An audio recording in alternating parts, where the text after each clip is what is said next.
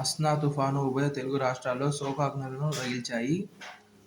సుమారుగా ఏపీలో 4.67 లక్షల ఎకరాల్లో చేలు చెరువులు పాలయ్యాయి. తెలంగాణలో 4.15 లక్షల ఎకరాల్లో పైర్లు పాడయ్యాయి. దేశంలోని సింహభాగం టీచర్ ట్రైనింగ్ సంస్థలు నాసిరకం విద్యను అందిస్తున్నాయి అని ఉపాధ్యాయ విద్యను సంస్కరించే ఉద్దేశంతో 2012లో ఏర్పాటైన జస్టిస్ జెఎస్ వర్మ కమిటీ కుండ బద్దలు కొట్టింది.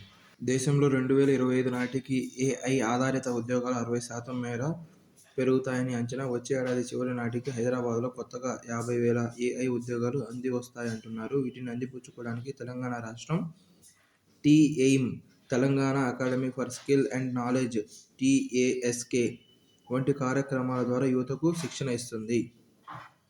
పారాలింపిక్స్లో కొత్త చరిత్ర. పారాలింపిక్స్లో భారత్కు అత్యధిక పతకాలు. షాట్ పుటర్ సచిన్కు రజతం. ఆర్చరీలో హర్వీందర్కు స్వర్ణం.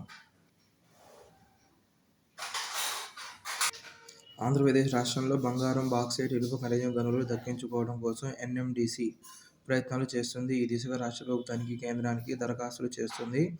ఈ ప్రతిపాదనలపై రాష్ట్రంలో ఏర్పాటైన కొత్త ప్రభుత్వంతో సంప్రదింపులు చేపట్టాలని ఎన్ఎండీసీ అధికార వర్గాలు భావిస్తున్నాయి.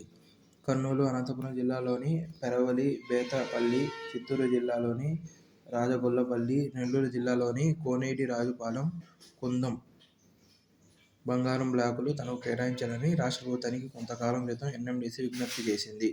అల్లూరి సీతారామరాజు జిల్లా. గతంలో విశాఖ జిల్లాలోని కోరుకొండలో బాక్సైట్ గని కోసం కేంద్ర ప్రభుత్వ ఉక్కు మంత్రిత్వ శాఖకు దరఖాస్తు చేసింది. ఆంధ్రప్రదేశ్లోని చిగురుగుంట, బైసనాథం బంగారు గని కోసం రాష్ట్ర ప్రభుత్వం నిర్వహించిన వేలంలో ఎన్ఎండీసీ పాల్గొంది. దీనిపై రాష్ట్ర ప్రభుత్వం ఎల్ఓఐ లెటర్ ఆఫ్ ఇంటెంట్ జారీ చేసింది.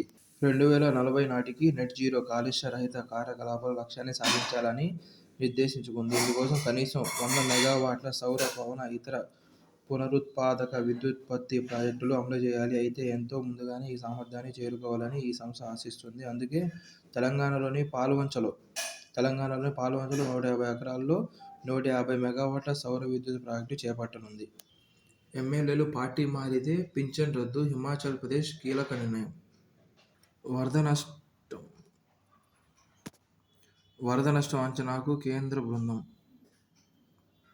కేంద్ర విపత్తు నిర్వహణ విభాగం అదనపు కార్యదర్శి సంజీవ్ కుమార్ జిందాల్ నేతృత్వంలో ఈ బృందం వరద ప్రభావిత ప్రాంతాల్లో పర్యటించనుంది.